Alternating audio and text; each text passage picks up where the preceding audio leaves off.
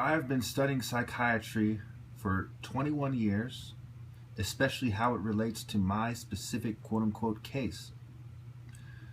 I scored within the top 1 percentile on the SSATs, and I'm sure those of you who have seen my videos know that my logic is at least greater than the 99% of people. And I have over 3,300 videos to look back and reflect on top of my memories of my behavior, which means that I have more evidence to work with, more empirical evidence, if you will, to work with than almost anyone on the planet. I have the most reason to logically say that I should be in charge of my own treatment. Perhaps more reason than anyone. When I say the most, I mean perhaps more reason than anyone on the planet, but definitely more reason than 99.99% of people on the planet for these reasons. Furthermore, some of you will say, well, this is just a screening quiz. Keep in mind that not only am I answering the questions, I'm explaining my answers. And it would take a complete moron not to see why I'm right. And on top of that, a psychiatrist doesn't spend much more time than this before they make an initial diagnosis. And my answers would be the same. And their response, if it is being done fairly, should be the same as the screening test. Not to mention that they don't see the world the same way we do, and they don't understand our culture and a lot of the other things that I talk about. Anyway, it says, the items below refer to how you have felt and behaved over much of your life. If you have usually been one way and have recently changed, your responses should reflect how you have usually been. Interesting.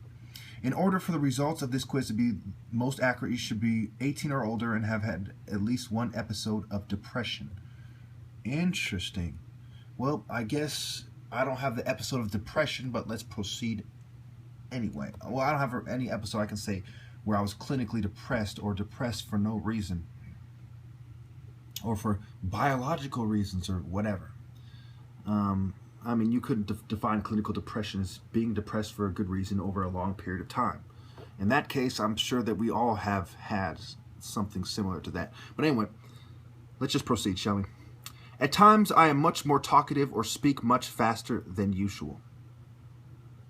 Very interesting, the question you have posed. I'm sure that applies for everyone on the planet. So I'm going to have to read into this question, shall we? At times, I am much more talkative or speak much faster than usual.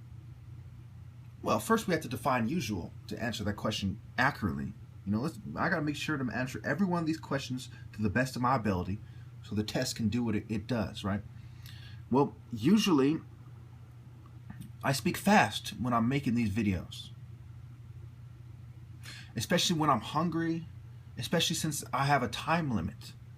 It only lets me upload 15 minutes maximum, and I talk about issues that need several hours at least to talk about, so I end up having a whole lot of videos. The only exception is when I put it in the editor. YouTube has not allowed me the option, like it has other people, to have more upload time. So, do I speak much more, am I much more talkative or speak much faster than usual? Not at all. Okay, because what is usual? In the context of every time I speak fast, when I have a rational reason, it's usual, it's normal. There's no times when I catch myself speaking fast and I'm like, what am I doing? Which obviously must be what they are referring to. Especially because I'm very aware of, the quote-unquote symptoms of bipolar disorder or mania or manic depression or manic depressive disorder and whatnot. You see how this question can be answered by someone who isn't aware of what they're referring to the wrong way. They'll say, well, actually very much because, I find myself talking fast when I'm mad and, and so on and so forth. Next question. Speaking of time limit, I'm going to have to talk faster because I'm already at 5 minutes. So, there have been times when I was much more active or did many more things than usual. Okay, so again, I'm going to have to read into this. Okay? There have been times when I was much more active or did many more things than usual? I mean, in the sense of, you know, am I more energetic sometimes than others, like every other person on the planet? Yes. But I'm going to read into this because I know what they're referring to. Again, most people who read the test don't know what they're referring to. You're referring to some sort of manic behavior where I'm just, oh my God, I'm doing this, that, and the other thing, and it's out of the ordinary. So am I irrationally that way? Am I abnormally that way? Not at all. I get into moods where I feel speeded up or irritable. Again, all these questions apply to everybody. That's normal. But I'm going to read into it. You know, am I abnormally speeded up or irritable? Do I get into moods that other people don't get into, or that the normal person doesn't get into, that it could be described that way? Of course not. Not even close. Okay, there have been times when I have felt both high and low at the... Fuck, no, I have never felt high and low at the same time. You know, especially not abnormally so. I have been much more interested in sex than usual. No, I've pretty much wanted the pussy my entire fucking life, about the same, probably more when I was younger, because now I'm in my mid-30s, and just like with everybody else, my sex drive has slightly decreased. Ladies, don't let that fool you. I am a philanthropist in fucking bed. No, that was the wrong word. I am a renaissance. No, that's the wrong word as well. I am a fucking racehorse in bed. Close enough. Anyway, my self-confidence ranges from great self-doubt to equally great overconfidence. Interesting.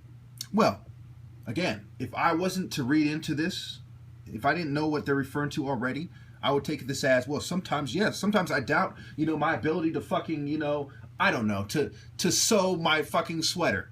You know, and other times I say, well, I have a whole lot of confidence in, you know, I don't know, fucking writing a paper because I've done it thousands of times, you know. But since I know what they're referring to these kind of mood changes where, you know, for no apparent reason, I doubt myself, and for no apparent reason, I have great overconfidence. No fucking way, not even close. Continuing to part 2. There have been great variations in the quantity or quality of my work. No, not great. The key word there is great. They even made it bigger, as you can see. No. There has been, you know, when you, and again, you know, I could say when I first started rapping, I kind of sucked. After, you know, 17 years later, I was good. No, that was an incremental increase in performance. That is not a great variation that they're referring to. For no apparent reason, I sometimes have been very angry or hostile. Not at all. Okay, I have 3,300 videos explaining to you at least most of the reasons why I'm mad, and there's quite a few, and they're very fucking apparent. You know, oppression, racism, atheism, spiritual bottom feeding, and so on and so forth. Okay, I have periods of mental dullness and other periods of creative thinking.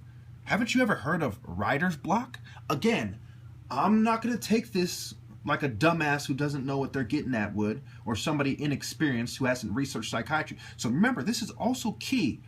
You see how I thoroughly know what they're referring to, but most people don't, which means I have more of a right than anyone, arguably, than almost anyone, to determine whether I need help or not, because I understand the nature of psychiatry more than almost anyone.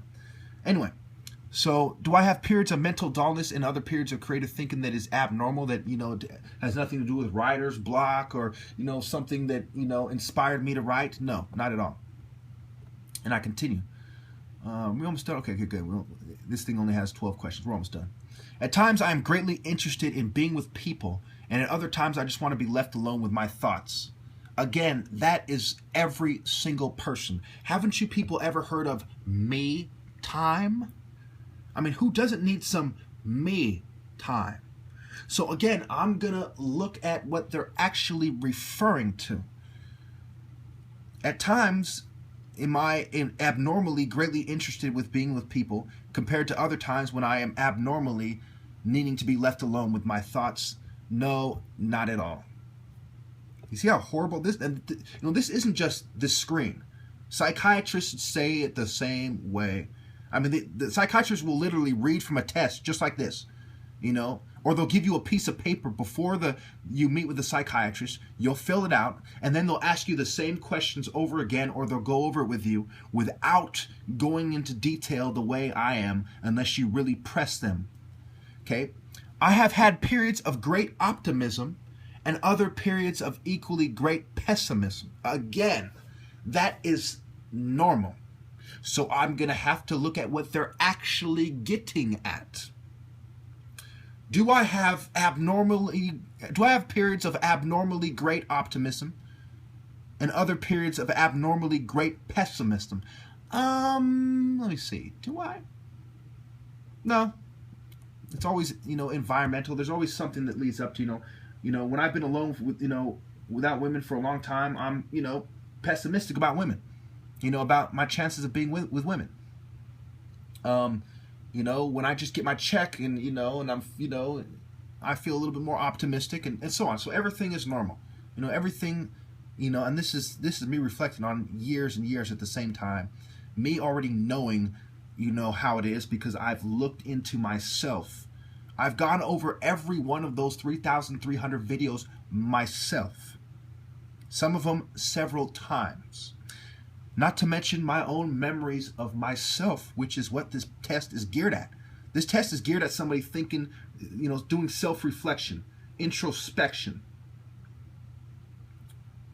retrospection even. Okay? It's not geared for somebody, basically I'm a better candidate for this test, I'm better qualified to answer these questions than anyone else because I have an abundance of information on myself and an abundance of examples that thoroughly exemplify my mind states and how I got that. And when I watch the video, I'm refreshed about, at least partially refreshed about what was going on during those times to make me behave that way. And even if I wasn't, the subject matter makes it rather apparent. Anyway, last question. I have periods of tearfulness and crying and other times when I laugh and joke excessively. Again, I'm sure you can guess what I'm going to say by now. That is everybody. Somebody dies, you get in a car accident, whatever, you start crying, okay. Then you have the tough guy saying, I've never cried. Anyway. And then people who laugh and joke excessively, Now, I'm going to reword it so we can get at what they're really getting at. I have had periods of abnormal tearfulness and crying and other times when I abnormally laugh and joke excessively. Not in the slightest bit. Let's see my score. Am I bipolar? What are you going to say? You scored a total of 0. You have answered this self-report questionnaire in such a way as to suggest that you do not likely suffer from a bipolar or depressive disorder. Thank you. I'll consider mainstream news. I believe it's from the UK. Yeah, it's the UK. DailyMail.com. Male rape in the military is 15 times more prevalent than the Pentagon are reporting, according to a new study. The Pentagon most recent report said 12,000 men reported being sexually assaulted, with almost 4,000 saying they had been raped. But according to the study's rate, the true figure could be as high as 180,000 sexual assaults, including 60,000 rapes. I wonder what period of time they're referring to. So let's go down. Based on responses of 180 anonymous combat veterans. The stigma. The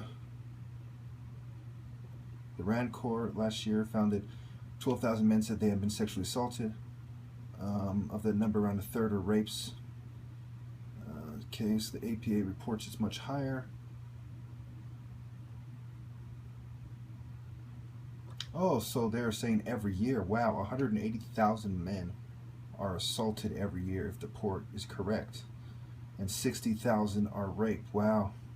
So I was wrong at the beginning of this video. I actually gave you the Pentagon's number. Well, I wasn't wrong, about my key points. I just, the side, I said, if I wasn't mistaken, I believe the words that I used.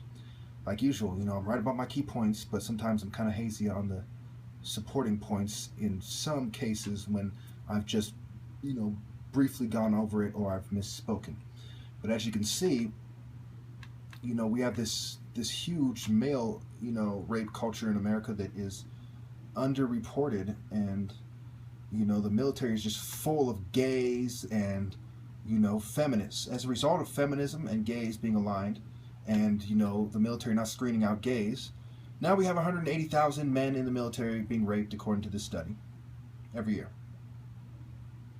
You know, it's like these people are absolutely sickos. I mean, that's what passes for a warrior in the military. You know, that's what passes for a soldier. A gay guy who just rapes other men, you know. That's what they think is tough. You know, and then they're going to say, oh, there's no a gay agenda. There's no gay. Even if the number is 12,000, that's 12,000 men raped in 1 year, or sexually assaulted in 1 year by men. Okay? How sick is that? How disturbing is that? You know? I mean, it is just madness. Just crazy. You know? And it's just insane. And when you really look at it, you know, psychiatric medications, remember, you heard this from me first. No one, I never heard anyone else say this. Psychiatric medications messes up your speech patterns. And one thing you see is slurring with the S. I do it sometimes too. If you think about gays, they tend to slur their S's. Now, I'm not going to mimic them and show you, but, you know, watch how gays speak. You know, and it's the same thing. There's a part of the brain that is damaged from medication, okay? And it puts you in a slightly different state of mind. And whether the gays have brain damage, whether it's, you know, the state of mind that they're in, but I don't think it's a coincidence, you know, that there's something going on in certain parts of the brain, and there's something going on in the same part of the brain as the gays, okay? So they're trying to, if not make everyone gay. I have no homosexual tendencies at all. I think it's disgusting. But if they're not trying to make people gay with medication, remember, you heard it here first, okay? This is my theory, and I'm about 80% sure. If they're not trying to make them gay, they're trying to make them seem gay by the way they talk. I've noticed it in some words that I use, that it comes off sounding gay because of the druggings in my life, because of the covert gassing.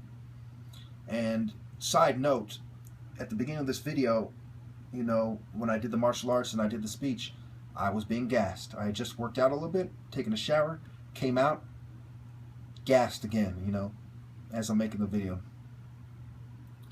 And as a result, it makes it more difficult to do everything, you know. I know better than anyone that psychiatric medications make it harder for people to function, especially if there's nothing wrong with them. Then it's just madness. Now I've passed 2 screen tests. You know, 2 things that they've tried to claim. They tried to claim that I was schizoaffective, and there's a thin line between schizoaffective and schizophrenia. And I passed the schizophrenia screen, and I've passed the bipolar screen with flying colors. My score was 0 on both. Okay? When there's not a biased fucking, you know, shrink trying to make more money, or, you know, the system trying to set me up, I passed with flying colors. And I gave you a thorough explanation with 3,300 videos over 6 years to confirm the things that I'm saying. Okay? It's not just me making stuff up. You have 3,300 videos with me stating my honest opinion on the world and politics, and, you know, over 10,000 sources, and so on and so forth. You know, for those of you with any brain at all, even the slightest, you know that I'm right. But of course, many of you are complete cowards. You're unscrupulous homosexuals and feminists and atheists, and you're going to keep on pushing your little coalition, you know, your unholy alliance of vested interests, you know, while you slaughter people. You're no better than the Nigerian government. So help me God. You people are no better than the Nigerian government slaughtering Biafrans and raping the women while downplaying the harm of food being a problem. Food is their problem. Being raped by unscrupulous dogs was their problem. Materialistic scum killing them all. People with a lack of faith in God who have no problem killing and raping innocent women, you know, like atheist dogs. That was the problem. Okay? A lack of faith in God and the morality that comes with it. That was the problem. Secret societies twisting the Quran and creating this militarism sentiment in the Muslim community. That was the problem. Secret societies, spiritual bottom feeders, that was the problem. You feminists, you homosexuals who are raping people left and right, you're no better than the Nigerian military in the late 60s in Biafra. You are raping people at an insane rate. You are defiling people at an insane rate. You are torturing people, including me, at an insane rate. You are killing people for the purpose of eugenics, the New World Order, and militarism at an insane rate. You secret society dogs, so help me God, you're no better than the Nigerian military during the late 60s. You are lowly dogs, and I have absolutely zero problem with all of you burning in hell. You are scum. You are scum, and I'm going to dedicate the rest of my life to make sure everybody knows that feminists, homosexuals, atheists, racists, the worst criminals, and especially Satanists are the philosophies of the New World Order, and they are fucking scum.